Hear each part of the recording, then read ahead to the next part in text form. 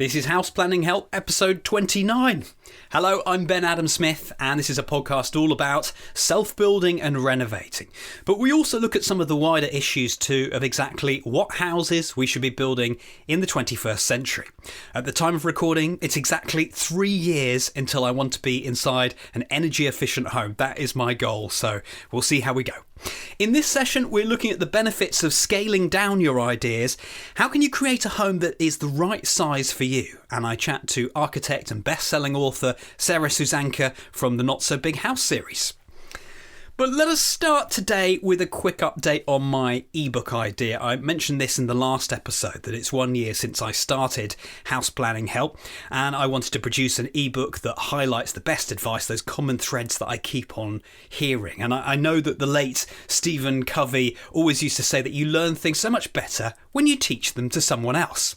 So that's the idea that I've got for this. It's an opportunity to review all the really informative interviews that I've had, check those back, look at the show notes, and present the best bits, but in a different form and a much clearer form as well, so that you can get into that if you so choose. But the one niggle that I had at the back of my mind was, what happens if I get something wrong or if I miss out a key piece of information? I've got to have some sort of mentor or a fact checker or someone who's keeping an eye on me. And the good thing is, over this last year, I've also met a lot of people who know what they're talking about and who would probably be perfect for this. But how would I single out any one person without causing offence to the others? And that's when the problem was actually solved for me straight away, because L. Ron Burrell got proactive and he got in touch with me saying, look, I'd actually be really interested to help you with this project because I like what you're doing and I would like to collaborate. So I said, yes. You're on board. Fantastic. He was definitely one of the first people that I was going to get in touch with as well. So I'm very happy about that. And he, in his email, also touched upon he'd be very interested if it was a multimedia type of book, which is certainly what I would love to do.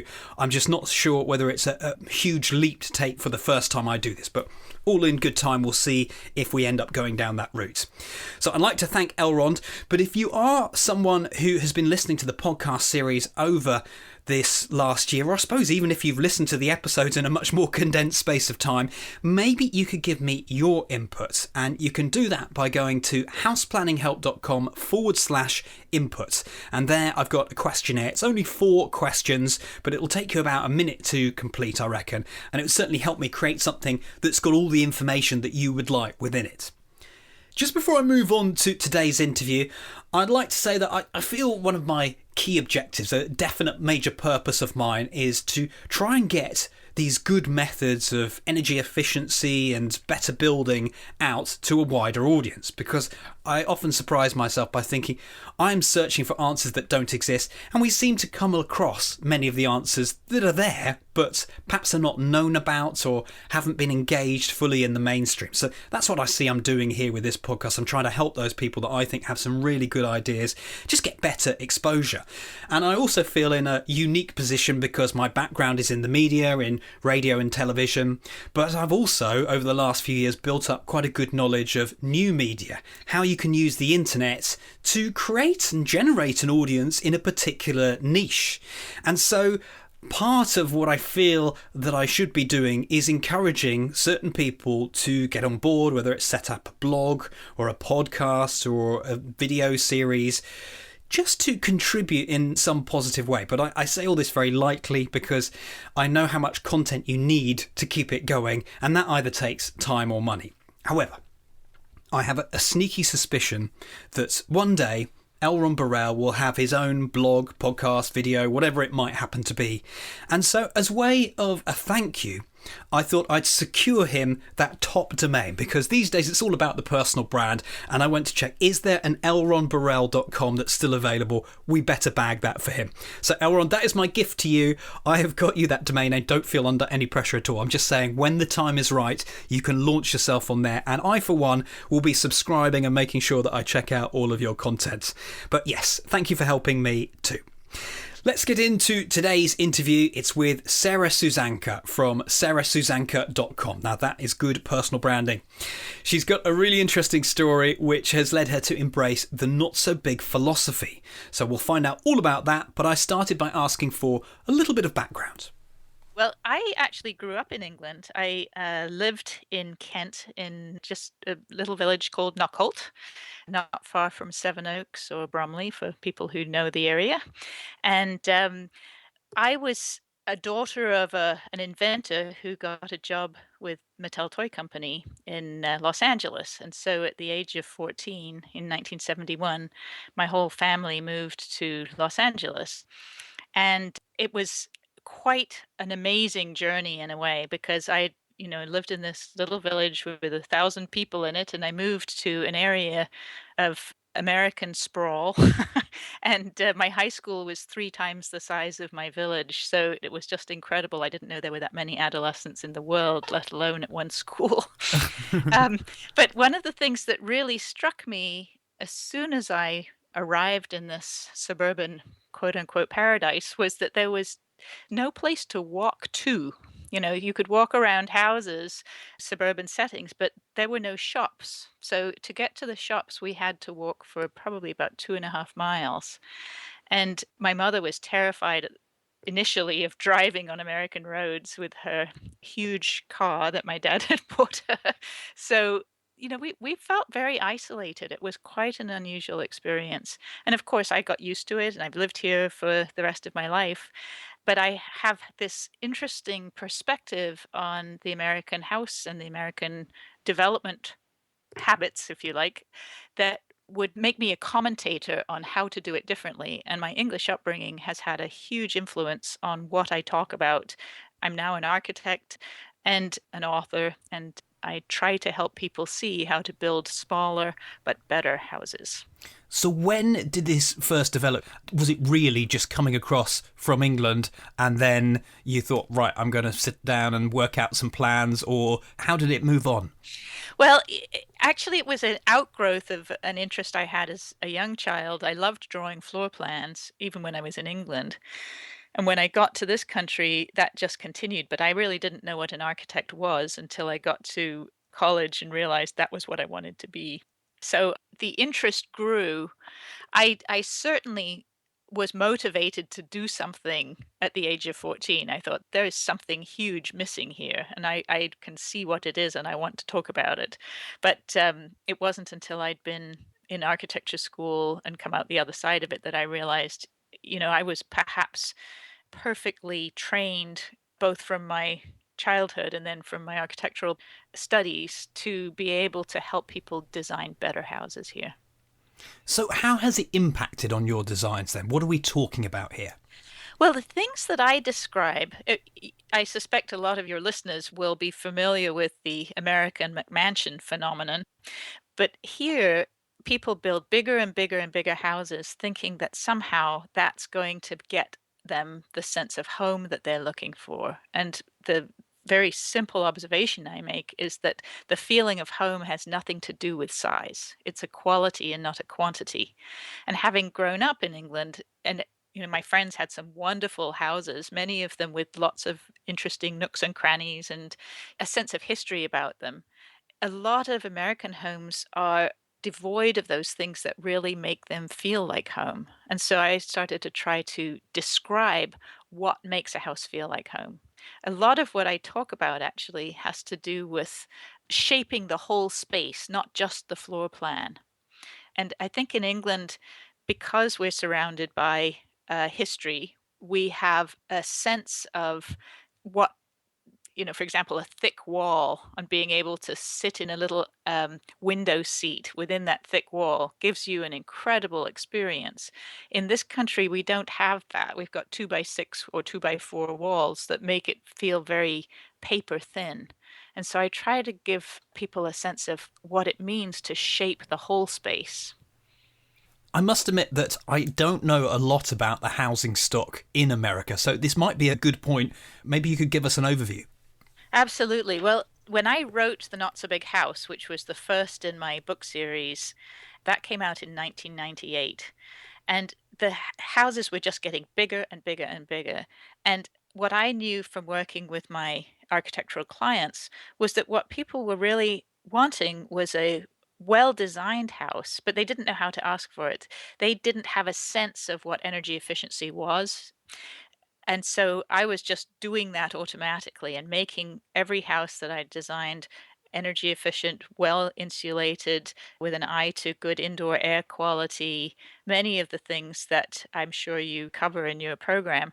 But the American public at that time wasn't really thinking about that. And so I even actually described what sustainability means in that first book because it wasn't really the buzzword that it's become since that time. Do we all have a different meaning for sustainability? I would say that's fairly likely. I just thought I'd interject there. Oftentimes I feel as though people have used the term so much that it's lost some meaning, but it's actually a very valuable term in understanding that whatever we do, it needs to look after you, the family, the community, the neighborhood, and the planet as a whole. Every decision you're making is made not just on a self serving basis, but looking at the whole picture, understanding that you're part of one whole organism in a way. And I think a lot of the people that are attracted to my books and the attitude about house design are very interested in sustainability, or some will call it green design or energy efficient design. But the goal is to create a place that is going to last for a very long time and is going to support you in the best means that you can while using the minimum amount of resources to heat and cool that place and to decorate it, etc. There's one key idea, Ben, that you may be interested in, and that is I really believe that beauty has to be at the core of any really sustainable home. Because if something isn't beautiful, we don't tend to look after it. I don't know in England what the parallel is, but in this country, about 100 years ago, there were a whole uh, group of bungalows that were built, very lovely, simple designs based on the work of William Morris and Gustav Stickley. And they really embody a sense of beauty that's very simple. But people have looked after those houses so that today the value of those homes far surpasses what you would imagine for a house of that scale.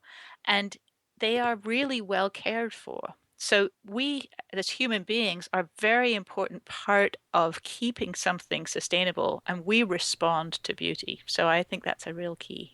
It's such a balance, isn't it? All of these different components that you've got to get together, that I can see why it's so difficult to design the perfect house, because it changes where you are, it changes who you are. All of these different factors come together, and as we try to move to a more sustainable and energy efficient future, then that is leading the way. But I know what you're saying. I think that does make a lot of sense, to create something that you're proud of, that you want to look after. Makes sense to me. That's right. That's right. Exactly. In fact, much of what I'm speaking about in a way is a revisiting of the arts and crafts movement, but not particularly with that style of architecture, but more the sensibility, the attitude that sometimes less can be more, and that the qualities of home are really what make us feel inspired. So, in many ways, although you can get very complex in the world of energy efficiency, I like to keep it as simple as I can, because I think oftentimes when something appears very complex, people don't do it because they're afraid they're going to not do it right. And it doesn't have to be that complicated. Obviously, at the root of my message is, why don't you just build the square footage that you need rather than all kinds of spaces that get used very rarely? Where you have, for example, in this country, people build formal living rooms and dining rooms that nobody ever uses. I mean, that's crazy.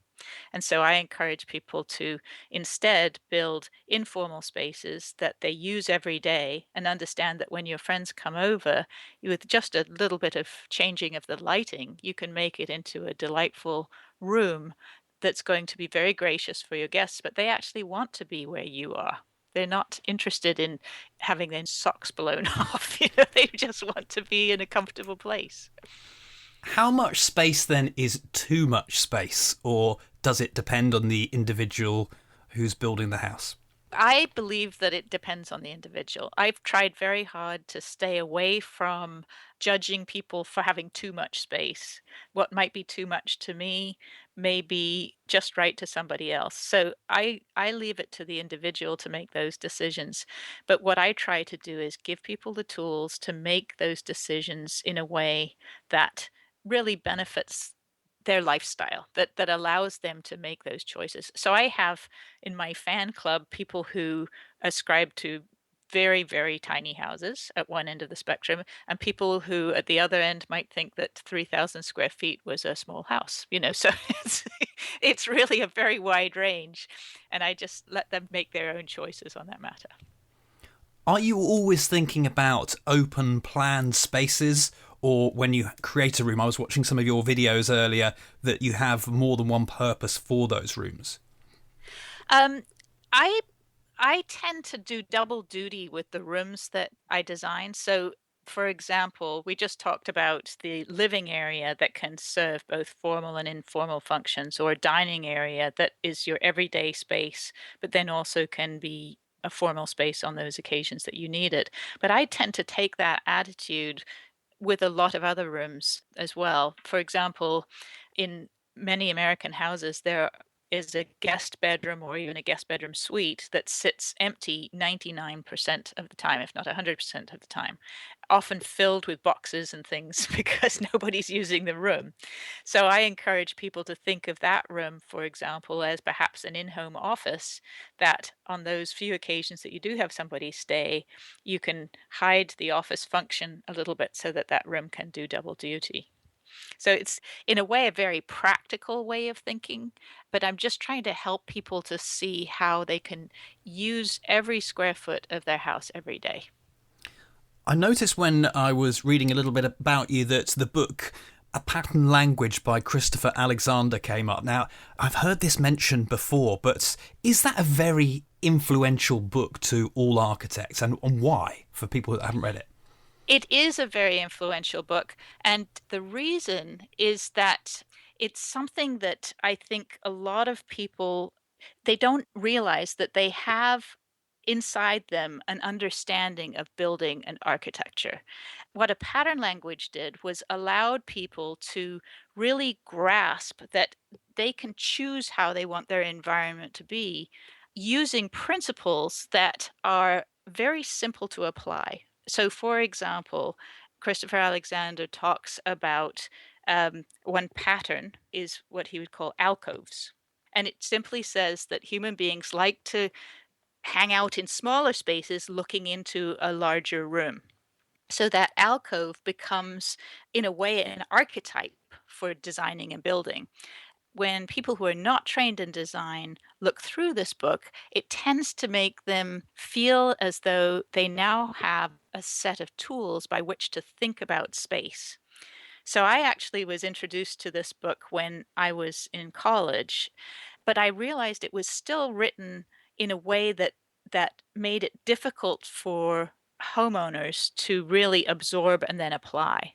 And so my fourth book, Home by Design, which I actually dedicated to Christopher Alexander, takes a lot of the principles that I've used in my own work and that I see in architects' work in residential architecture, and help explain with pictures that people are more familiar with, photographs of houses that are from the present day, and help them to see how they can apply these ideas in their own homes. So, where are you going with your work now? What is your focus on as each day goes by?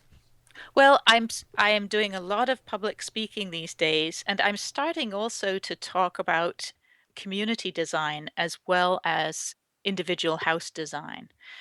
Actually, some of your listeners may know that I've also written a book called The Not So Big Life, where I'm really trying to help people to see how, just as we have more space than we need, at least in this country, I know it's not always true in England, um, we also fill our lives with too much activity so that we don't have time to really enjoy what's right here in front of us. And these attitudes are all really interwoven.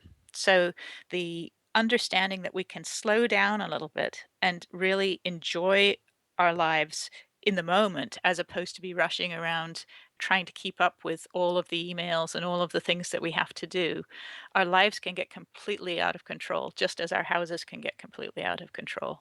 And for me, the community, which in England is I actually just visited last summer, and there's such a wonderful sense of community in so many of the towns and villages in England that are largely absent in this country. And so I've been trying to help bring that sense of a heart to the community so that people can have more of a sense of integration in their lives, really.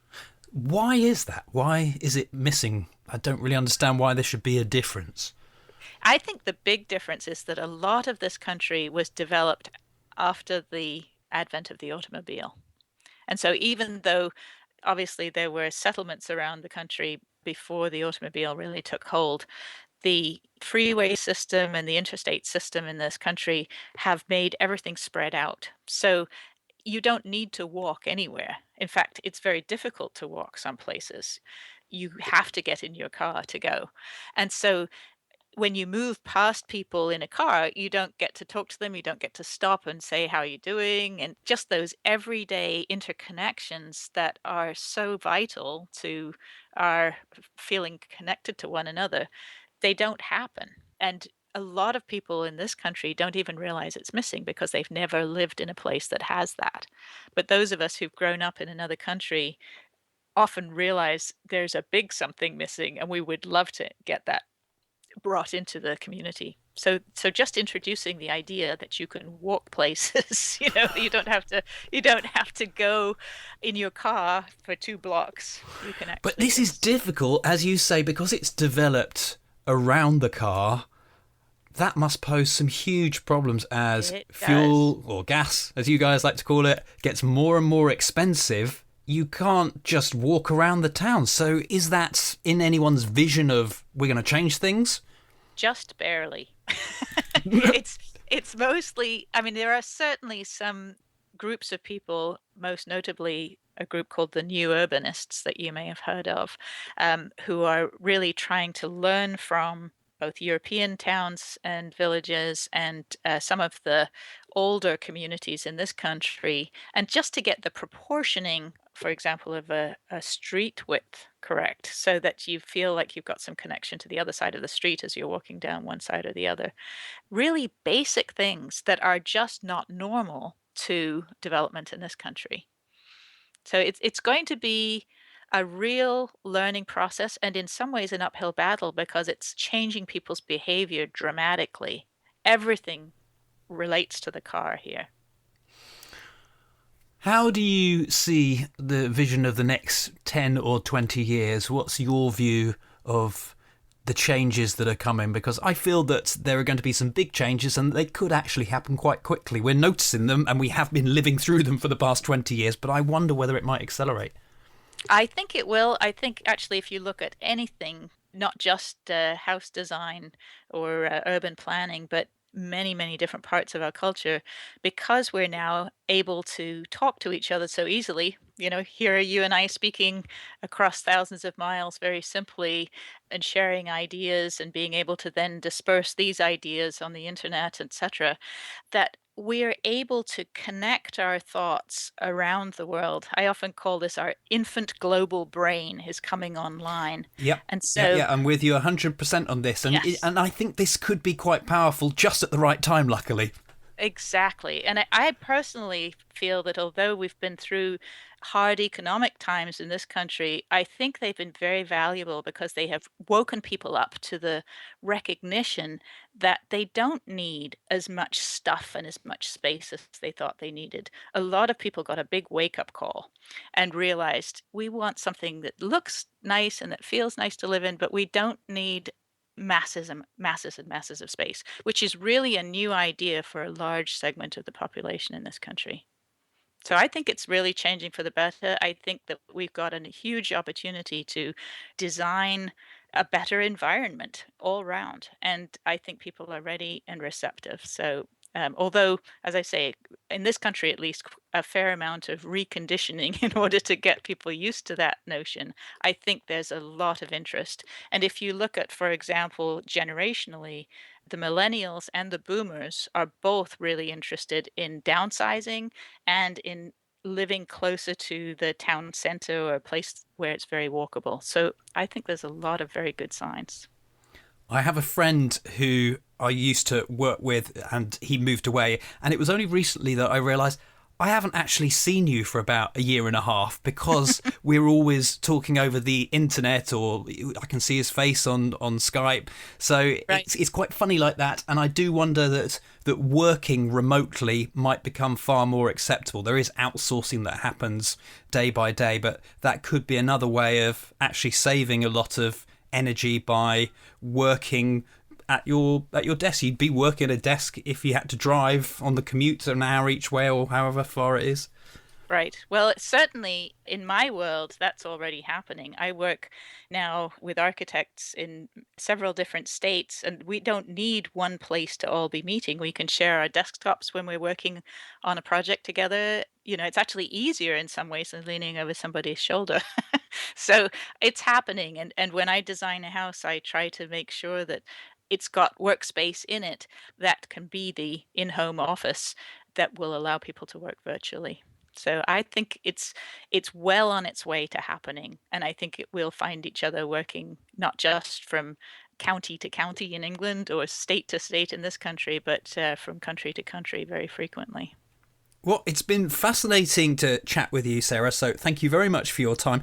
Maybe you want to advise us, where's the best place to come and find out more information about you? Well, if you go to notsobighouse.com, you'll be able to learn a lot more about the Not So Big House concepts. And there's actually 9 books in the series. And so I've got quite a few things for you to read. I know I have an English following, and those of you who are English will recognize where a lot of these ideas came from. And then also, if you're interested in the Not So Big Life part, if you go to notsobiglife.com, that's got lots of other resources.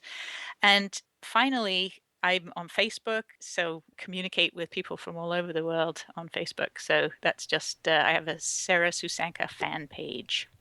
Superb. Well, is there a final thought that you want to finish on? Well, I would just like to say that the way to make your house really feel as though it fits you is to start by looking at what is it that I like. Oftentimes people are really scared out of making their house their own because they've told they can't do that because they won't be able to sell it later. And I think that's a very poor idea for not making your house your own. So hang up those pictures that you've got sitting in the cupboard and really make it personal, because that's what will make you fall in love with your house. Sarah, thank you very much. Thank you so much, Ben. And you can find out more about Sarah in our show notes today. houseplanninghelp.com/29. That'll have links to her website, a few pictures as well, and the information that we've talked about. I must also say a big thank you to Philippa. I'm afraid I don't know your surname, Philippa, but Philippa left a comment in the show notes a few months ago, and finally I was able to follow up and take her suggestion. Oh, you must chat to Sarah Susanka, and there we go, we've just done it. Wasn't that interesting? We covered quite a lot of ground, but one phrase that stood out for me, perhaps because I'm interested in content marketing as well, is this idea of an infant global brain. Of course, it's very young. We know it is. We've only just discovered the internet, really. But what would it look like when it becomes the adult global brain? So that got my brain whirring at least. And I keep feeling that all the good ideas seem to float to the top on the internet because everything's commented upon and a lot of information is shared, but generally good information. So I've written a blog post on my Regen Media site. That's my production company. But if you're interested in that at all, I'll link that into today's show notes and you can go and have a read about that. But I find it fascinating. Also, you might know Matthew Cutler Welsh is the host of the Homestyle Green podcast. And I feel that I know quite a lot about what's going on in New Zealand through that and some of the blog posts that he leads you on to reading. But I don't know or haven't found a similar person who's doing that for America or China. And I'm sure that will come in time, but we just have to wait for it all to fill in. So if you fancy reading that blog post, as I mentioned, a link in the show notes at houseplanninghelp.com/29. My one call to action today is whether you might be able to help us spread the word about the podcast. If you like what I'm doing here and you're also signed in and on Twitter, then maybe you could show your support right now by going to houseplanninghelp.com/share. You can do this from your mobile or from an iPad, a desktop computer, it really doesn't matter. But what it does is it pre-populates a tweet letting your friends know that you listen to the show and helping us draw in some new people, some fresh bloods. Thank you for doing that, I appreciate it. And let's look ahead to our next session. It's with fellow podcaster Mark Wilson, who is the man behind buildingdesignexpert.com. We'll be looking at how you go about specifying sustainable materials. So I hope you can join me for that one. And until then, take care.